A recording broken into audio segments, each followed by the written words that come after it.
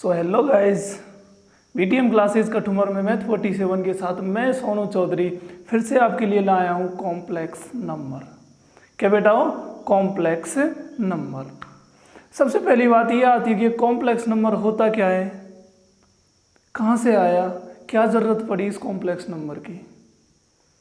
So my dear, अगर बात करें कॉम्प्लेक्स नंबर की तो आपने पढ़ा होगा, जैसे आप बात करें क्लास 10th की, कहाँ बेटा हो? क्लास 10th पर जाते हैं तो क्लास 10th में आपके सामने एक इक्वेशन आई होगी। क्लास 10th में आपके सामने एक इक्वेशन आई होगी और उसका नाम था क्या बेटा हो? Quadratic equation. अरे नहीं आई क्या? ऑफ कोर्स आई होगी। क्या आई होगी? क्वाड्रेटिक इक्वेशन आई होगी। जब आप उस क्वाड्रेटिक इक्वेशन के बारे में पढ़ रहे होंगे, तो आपके सामने कुछ ऐसे क्वाड्रेटिक इक्वेशन आए होंगे जिनके रूट्स एग्जिस्ट ही नहीं कर रहे होंगे। कुछ ऐसे आपके सामने क्वाड्रेटिक इक्वेशन जरूर आए होंगे जिनके रूट्स एग्जिस्ट नहीं कर रहे होंगे, और वहीं से क्या हो गई? कॉम्प्लेक्स की शुरुआत हो गई। वहाँ आपको अंधेरे में रखा गया कि यहाँ पर रूट एग्जिस्ट ही नहीं कर रहे और आपने समझ लिया कि यहाँ से आगे कुछ है ही नहीं, लेकिन बेटा वहाँ से कौन शुरू होता है? Complex number. जैसे आपने कोई भी इक्वेशन के बारे में डिस्कस या पढ़ा होगा, x² + x + 1 = 0 आ गया। कोई भी इक्वेशन आ गई आपके सामने, क्या है बेटा हो? x² + x + 1 = 0 आ गई। जब आप इसके रूट्स फाइंड कर रहे होंगे तो आपके सामने दो मेथड आए, एक तो आ गया फैक्टर मेथड और एक आ गया कंप्लीट स्क्वायर मेथड। आपने पहले देखा कि क्या इस इक्वेशन में फैक्टर मेथड काम करता है, और नहीं करता तो कहाँ गए? कंप्लीट स्क्वायर मेथड में गए। और कंप्लीट स्क्वायर मेथड क्या कहता है कि उसका एक फॉर्मूला होता है। देखो वैसे कंप्लीट स्क्वायर मेथड का भी एक अलग ही मेथड है, जिसमें कई स्टेप्स में हम क्या करते थे? रूट्स फाइंड करते थे। लेकिन जब ऐसे इक्वेशंस को या कंप्लीट स्क्वायर मेथड के एक फॉर्मूले को निकाला जाए, फॉर्मूला हमने वहाँ पर फाइंड किया था, और वो क्या था? Quadratic formula. और वो फॉर्मूला माय डियर कुछ ऐसे था कि -b ± √b² - 4ac/2a। अरे आ रहा है ना याद? अब कौन आया होगा? ठीक है ना? ये वो फॉर्मूला था जिससे हम क्या करते थे? किसी भी ऐसी क्वाड्रेटिक इक्वेशन के रूट्स फाइंड करते थे जिनमें फैक्टर मेथड यूज नहीं होता था। अब देखो बेटा, हम क्या करते थे कि इस इक्वेशन को उसी क्वाड्रेटिक इक्वेशन की स्टैंडर्ड फॉर्म से क्या करते थे? कंपेयर करते थे। अरे किया ना कंपेयर, ठीक है ना? और वो क्या थी? ax² + bx + c = 0 थी। जब हमने इस इक्वेशन को इसको कंपेयर किया तो हमें a, b और c की वैल्यूज क्या हो गई? फाइंड हो गई। उन a, b, c की वैल्यूज को हमने क्या किया? इसमें पुट किया। देखो बेटा, यहाँ पर b का मान क्या है? 1 है, तो -1 ± √b², आई मीन 1 का स्क्वायर -4ac और अपॉन में 2a आ गया। जब हमने इसको आगे सॉल्व किया तो ये आ गया -1 ± √1 - 3/2, और यहाँ आ गया x = -1 + √−3/2। और जब हमें रूट में माइनस देखा तो क्या हो गए? डर गए। क्या हो गए? डर गए भाई, ये क्या आ गया? और उसी को देखते ही हमने सीधा एकदम डरते एकदम ऐसे ही लिख दिया कि हाँ भाई सर, ये हमसे नहीं होगा, और real roots do not exist हो गए।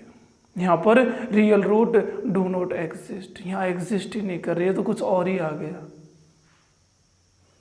ठीक है ना? तो वहाँ तो हमने इसको ऐसे ही छोड़ दिया, यहाँ तक सॉल्व किया और कह दिया नहीं सर, यहाँ पर तो रूट्स एग्जिस्ट ही नहीं कर रहे, हम इसको आगे सॉल्व नहीं करेंगे। लेकिन बेटा, पिछले लेक्चर में आपको बताया था कि जब हम रूट में कभी भी -1 लेते हैं तो उसका मतलब होता है आयोटा, और ये खुद क्या है बेटा? Imaginary number. इमेजनरी नंबर पढ़ा है ना। अगर रूट में -1 आ जाए तो वो किसको दर्शाता है? इमेजनरी नंबर को दर्शाता है। आई मीन आपके सामने एक ऐसी इक्वेशन मैंने बताई थी आपको कि भाई x² + 1 = 0 है, तो x का कौन सा ऐसा मान होगा जो इस इक्वेशन को सेटिस्फाई करेगा। और वहीं क्या हो गया, बत्ती गुल हो गई, मीटर चालू हो गया।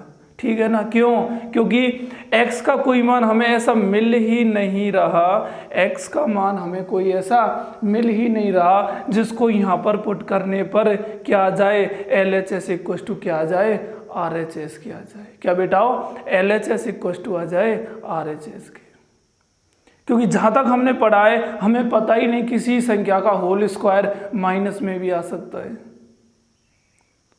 और ऐसे रियल नंबर जिनका स्क्वायर रूट में अगर कोई नेगेटिव रियल नंबर आ जाए वही क्या कहलाती हैं, इमेजनरी नंबर्स कहलाते हैं। वही क्या कहलाते हैं, इमेजनरी नंबर्स कहलाते हैं। अब यहाँ पर बेटा जैसे ये क्वेश्चन हमारे सामने आया, दिमाग हिल गया, भाई क्या करें, इसमें कौन सा नंबर लाएं ऐसा जो इसको क्या कर दे, सेटिस्फाई कर दे। और उसके लिए हमें एक ही ऐसा नंबर फाइंड हुआ, वो है रूट में -1। और इसको ही देखते, भाई ये तो देखा ही नहीं कभी। सो माय डियर, यही क्या था अपना इमेजनरी नंबर है। क्या है, इमेजनरी नंबर। क्योंकि इसी को अगर जब आप इसमें अंदर पुट करेंगे और इसको क्या करेंगे, हल करेंगे, तो ये क्या आएगा, 0 = 0। तो इस इक्वेशन को केवल यही एक ऐसा नंबर है, एक ऐसी वैल्यू है x की जो सेटिस्फाई करती है। केवल यही एक ऐसी वैल्यू है जो इसको क्या करती है, सेटिस्फाई करती है। अनदर कोई वैल्यू जैसी नहीं है जो इसको क्या कर दे, सेटिस्फाई। क्योंकि बेटा ये आप भी जानते हो, ये हम भी जानते हैं कि किसी भी संख्या, कोई भी संख्या ऐसी नहीं है रियल नंबर्स तक कि जिसका स्क्वायर क्या आ जाए, नेगेटिव आ जाए, जिसका स्क्वायर क्या आ जाए, नेगेटिव आ जाए।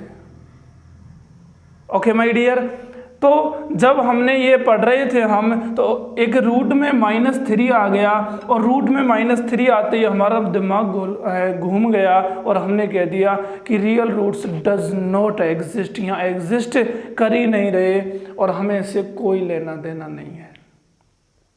लेकिन बेटा अब आप आ गए कॉम्प्लेक्स नंबर पढ़ने, क्या कॉम्प्लेक्स नंबर पढ़ने, तो अब इससे लेना देना होगा। तो कभी भी अगर रूट में माइनस आ जाए तो वो किसको दर्शाता है, एक आयोटा को दर्शाता है। ठीक है, अरे भाई रूट ऑफ -3 है, रूट ऑफ -3 को भी आप क्या लिख सकते हो, एक तो रूट में -1 आ गया, एक रूट में कौन आ गया, 3 आ गया। बताओ लिख सकते हो या नहीं? अब कॉस लिख सकते हैं ना, ठीक है ना। एक तो रूट में -1 आ गया और एक रूट में कौन आ गया, 3 आ गया। इसके बाद रूट -1 को हमने आयोटा कहा था और √3 तो कोई इरेशनल नंबर है, इसको तो ऐसे ही छोड़ दो। बताओ किसी नंबर के साथ आयोटा आया या नहीं? और आयोटा जब किसी नंबर के साथ आ गया, समझ जाना यही क्या है, यहाँ पर क्या है, कॉम्प्लेक्स नंबर है, आई मीन इमेजनरी नंबर है। और यही आगे चल के क्या बनाएगा, कॉम्प्लेक्स नंबर बनाएगा।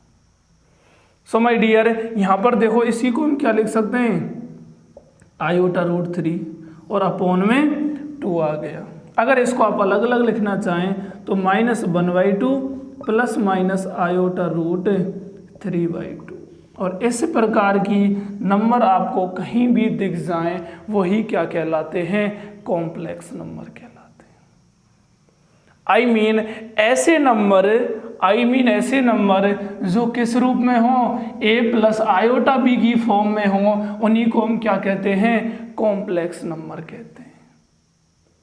तो जिन नंबरों को हम पिछली क्लासों में अधूरी छोड़ आए, वहीं पर पटक आए, वहीं पर अपने दूसरे के हवाले कर आए, अब वो नंबर्स क्या बन गए, कॉम्प्लेक्स नंबर बन गए।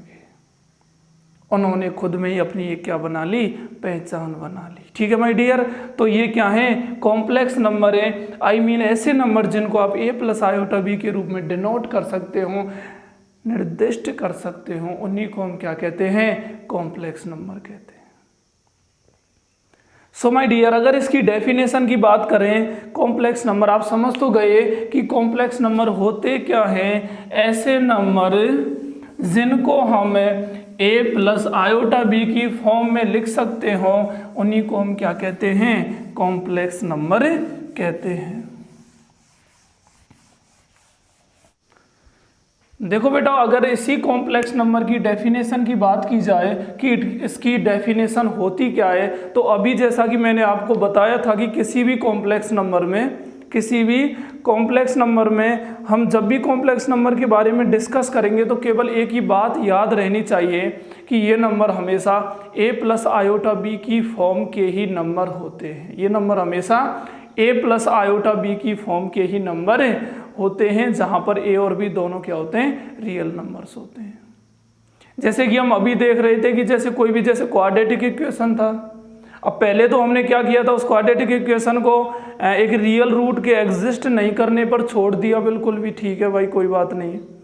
लेकिन जैसा कि अब आप कॉम्प्लेक्स नंबर पढ़ने आ गए तो जिसको हमने छोड़ा था उसी का अपना एक महत्व फिर से हमारे सामने आ गया, और फिर से अगर उसका महत्व हमारे सामने आ गया तो फिर से हमें उनको पढ़ने की क्या आ गई, नीड हो गई। और उसी बात को अगर आगे बढ़ाते हैं तो क्या कहता है बेटा कॉम्प्लेक्स नंबर, इफ, ध्यान देना, if a and b are two real numbers,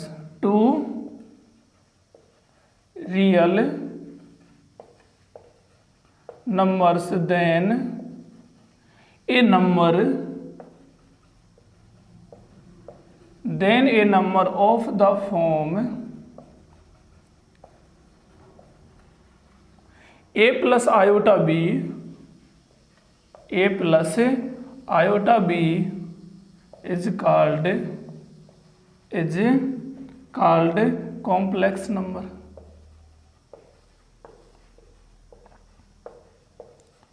तो बेटा कोई भी नंबर आपको दिख गया कि वो a प्लस आयोटा बी की फॉर्म का है, तो वहीं पर आप ये कंफर्म कर लेना कि ये क्या है, कि कॉम्प्लेक्स नंबर ही होगा। अब कॉम्प्लेक्स नंबर को हमेशा बेटा इसको z से डिनोट किया जाता है, हमेशा इसको इस तरह लिखते हैं हम, z equals to a plus iota B हो गया, z equals to a plus iota B हो गया। और यहाँ पर a और b दोनों कहाँ से लिए गए माय डियर, r से लिए गए, मतलब a और b दोनों ही क्या होंगे, यहाँ पर रियल नंबर होंगे। अब अगर इस a प्लस आयोटा बी की बात की जाए बेटाओ, तो जो a है यहाँ पर, जो क्या है, a है, इसको तो हम कहते हैं रियल पार्ट ऑफ z, और जो आयोटा बी है इसको हम कहते हैं इमेजिनरी पार्ट ऑफ z कहते हैं। मतलब ये तो इसका वास्तविक भाग हो गया, रियल पार्ट हो गया किसका, z का। z क्या, ये कॉम्प्लेक्स नंबर है, और ये इसका क्या हो गया, इमेजिनरी पार्ट हो गया किसका, z का। ठीक है बेटा, तो ये आपको समझ में आ गया होगा कि कभी भी आपको कोई भी संख्या अगर a प्लस आयोटा बी की फॉर्म में दिखे तो वो क्या होती है, कि कॉम्प्लेक्स नंबर होती है। और बेटा हमेशा याद रखना कि जो r होता है ना, r, ये किसका सबसेट होता है, c का होता है। r किसका सबसेट होता है, c का होता है। क्यों होता है, क्योंकि आप प्रत्येक वास्तविक संख्या को काल्पनिक संख्या के रूप में भी डिनोट कर सकते हो। प्रत्येक वास्तविक संख्या को आप काल्पनिक संख्या के रूप में डिनोट कर सकते हो।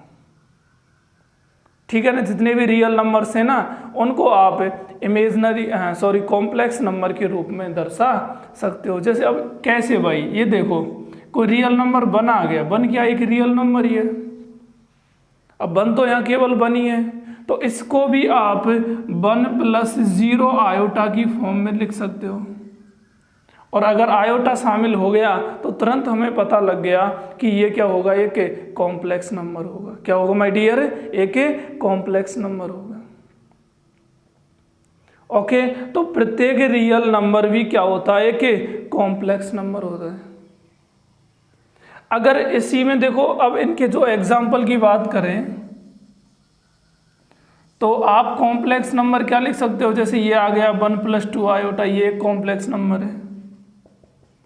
3 + 4 आयोटा, ये भी एक कॉम्प्लेक्स नंबर है। -3 - 3 आयोटा, ये भी एक कॉम्प्लेक्स नंबर। ऐसे ही जितने भी आपको a + आयोटा b की फॉर्म में जितने भी आपको नंबर्स दिखें वो सभी क्या होंगे, कॉम्प्लेक्स नंबर होंगे। ठीक है माय डियर, अगर बात करें इसमें आगे तो आगे पॉइंट है रियल एंड, जो हम बात कर चुके हैं, रियल एंड इमेजिनरी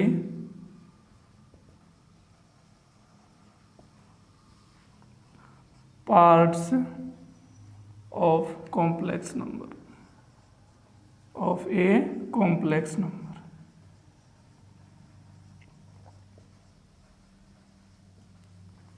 कि मतलब किसी भी कॉम्प्लेक्स नंबर के कौन से पार्ट है जो रियल होता है और कौन सा पार्ट क्या होता है, इमेजिनरी होता है। सो माय डियर, जैसे इसकी बात करेंगे, if A and B are, if a and b are two real number,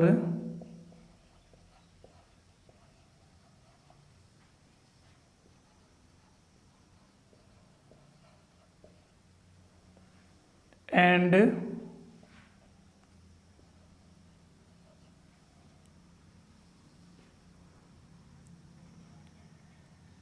z equals to a plus iota b, v a complex number,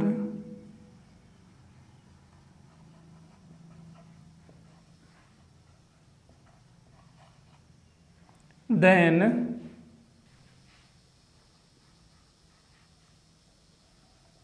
a is called real part of z, which is denoted by real part of z, and b is known as imaginary part of b.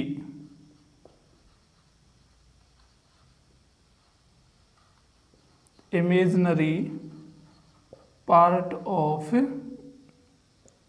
z, which is denoted by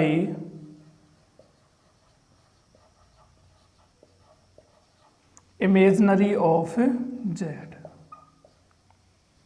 ठीक है बेटा, तो किसी भी complex number में दो part होते हैं, एक तो होता है रियल पार्ट और एक होता है इमेजिनरी पार्ट। जिसके साथ आपको आयोटा दिख जाए मतलब वो क्या है, उसका इमेजिनरी पार्ट है, और जो एक सिंगल रियल नंबर दिख रहा है वो क्या है, उसका एक रियल पार्ट है। ठीक है बेटा, मतलब ये तो हो गया इसका इमेजिनरी पार्ट और ये हो गया इसका रियल पार्ट हो गया। ठीक है बेटा, तो इस पार्ट को इसका क्या कहेंगे, रियल पार्ट, और इस पार्ट को क्या कहेंगे, इमेजिनरी पार्ट। और ए और बी दोनों ही क्या है, कोई रियल नंबर है यहाँ पर।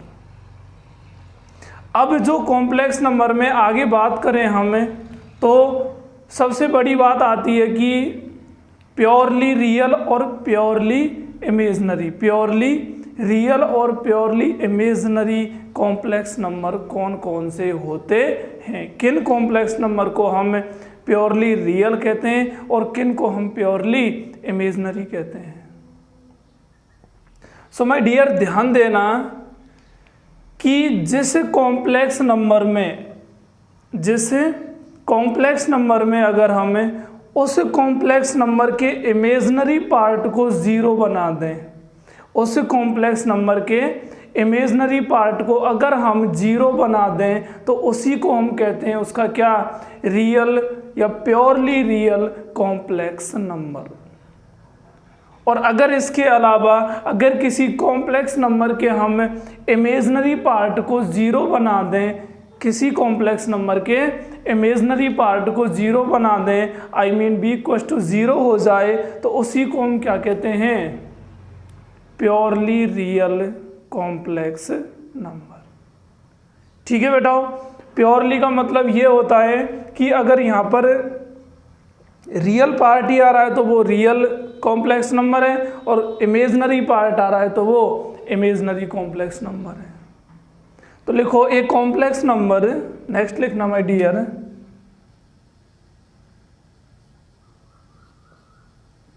ए complex number, a complex number z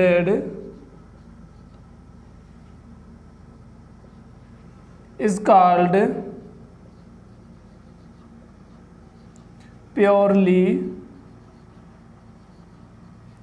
real complex number,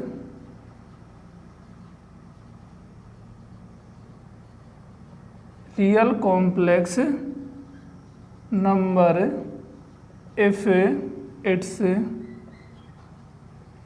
imaginary part, if its imaginary part v0 and a complex number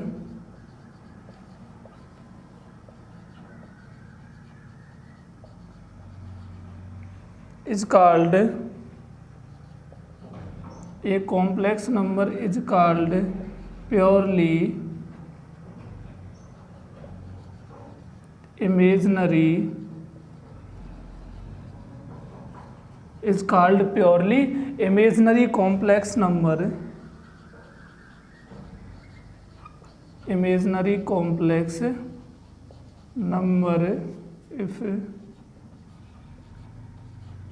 its real part, if its real part v 0। Okay my dear, जैसे कोई भी complex number है, आपसे पूछ ले कि ये complex number purely real कब होगा, तो आपको क्या कहना है कि इस कॉम्प्लेक्स नंबर में ज़रूर इसका इमेजनरी पार्ट क्या होगा, ज़ीरो होगा। और अगर कोई कॉम्प्लेक्स नंबर प्योरली इमेजनरी कब होगा, जब उस कॉम्प्लेक्स नंबर का रियल पार्ट क्या होगा, ज़ीरो होगा। अब बात करें नेक्स्ट की माय डियर, तो नेक्स्ट आता है सेट ऑफ कॉम्प्लेक्स नंबर। क्या आता है, सेट ऑफ कॉम्प्लेक्स नंबर। और एक बात मैंने आपको बताई थी कि every real number is a complex number. प्रत्येक वास्तविक संख्या क्या होती है, सम्मिश्र संख्या होती है, क्योंकि उसी वास्तविक संख्या को आप जीरो आयोटा प्लस करके या ऐड करके लिखे सकते हो, और ऐसा लिखते ही वो क्या बन गई है, कि क्या बन गई माय डियर, वो ही बन गया एक कॉम्प्लेक्स नंबर। अरे तभी तो कहते हैं ना कि कॉम्प्लेक्स नंबर जो रियल नंबर है वो किसका सबसेट होता है, कॉम्प्लेक्स नंबर का होता है। क्यों होता है, क्योंकि प्रत्येक रियल नंबर को भी हम कॉम्प्लेक्स नंबर के रूप में डिनोट कर सकते हैं। जैसे हम वहाँ पढ़ते हैं रेशनल नंबर में कि जो रेशनल नंबर होते हैं वो p/q की फॉर्म में तो होते ही हैं, लेकिन प्रत्येक इंटीजर को भी हम क्या कर सकते हैं, रेशनल नंबर की फॉर्म में डिनोट कर सकते हैं। अब अगर बात करें next set of complex number की,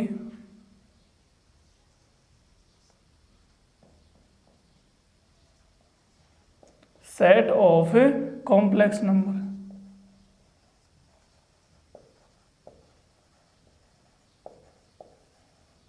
तो बेटा सेट ऑफ कॉम्प्लेक्स नंबर क्या होता है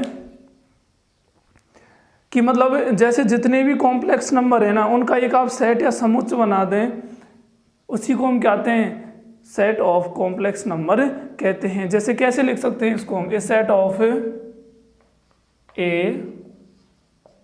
set of all complex number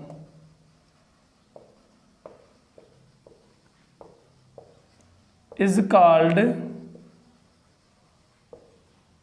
set of complex number, set of complex number. मतलब बेटा सुनो सुनो सुनो, ये क्या कह रहा है कि सेट आपने पढ़ा होगा समुच्चय। सेट होता क्या है, क्या कहता है सेट यही तो कहता है ना कि मतलब वेल डिफाइन ऑब्जेक्ट का जो आप कलेक्शन करते हो, वेल डिफाइन ऑब्जेक्ट्स का जो आप कलेक्शन करते हो वही क्या कहलाता है, सेट। कलेक्शन तो करना पड़ता है ना, किन का, ऑब्जेक्ट्स का। अब उस ऑब्जेक्ट्स में हम नंबर्स भी पढ़ते हैं, set of natural number, set of whole number, set of integers. ऐसे कौन आ गया, सेट ऑफ कॉम्प्लेक्स नंबर। कौन आ गया, सेट ऑफ कॉम्प्लेक्स नंबर आ गया। अब इसमें क्या होगा भाई, सेट ऑफ नेचुरल नंबर है तो नेचुरल नंबर शामिल है उसमें, सेट ऑफ होल नंबर है, होल नंबर आ गए, सेट ऑफ इंटीजर है, इंटीजर आ गए, सेट ऑफ रेशनल नंबर है, रेशनल नंबर आ गए, सेट ऑफ रियल नंबर है, रियल नंबर आ गए उसमें। इसी प्रकार अगर किसी सेट में मतलब किसी ऑल कॉम्प्लेक्स नंबर्स का जितने भी कॉम्प्लेक्स नंबर हैं उनका भी अगर हम एक सेट बना दें तो वही क्या होता है, सेट ऑफ कॉम्प्लेक्स नंबर होता है, विच इज डिनोटेड बाई। और इसी को हम किससे डिनोट करते हैं, which is denoted by C, which is denoted by C. और इसी को हम कैसे लिख सकते हैं, ए प्लस आयोटा भी, जहां पर ए भी कहां से आ रहे हैं, आर से।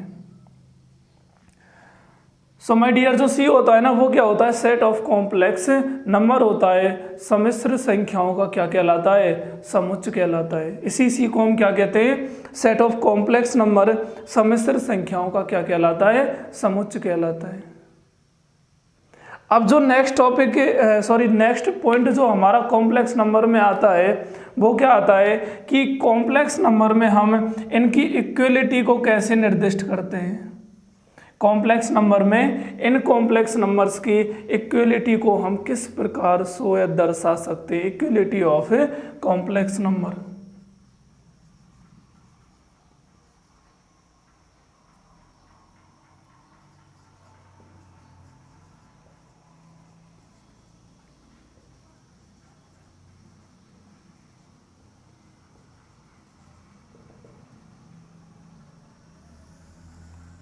अब बेटा देखो, इक्वलिटी ऑफ कॉम्प्लेक्स नंबर की बात की जाए, किसकी, इक्वलिटी ऑफ कॉम्प्लेक्स नंबर, तो इनमें होता क्या है, इसमें बेटा हमेशा कोई भी दो कॉम्प्लेक्स नंबर को कंसीडर किया जाता है। ध्यान देना माय डियर, बिल्कुल इधर कंसंट्रेशन इधर, ठीक है ना, नोट इधर एंड उधर, केवल कहाँ ध्यान देना है, इधर ध्यान देना। ये क्या है, व्हाइट बोर्ड, ठीक है ना, केवल किस पे ध्यान देना है, व्हाइट बोर्ड पर।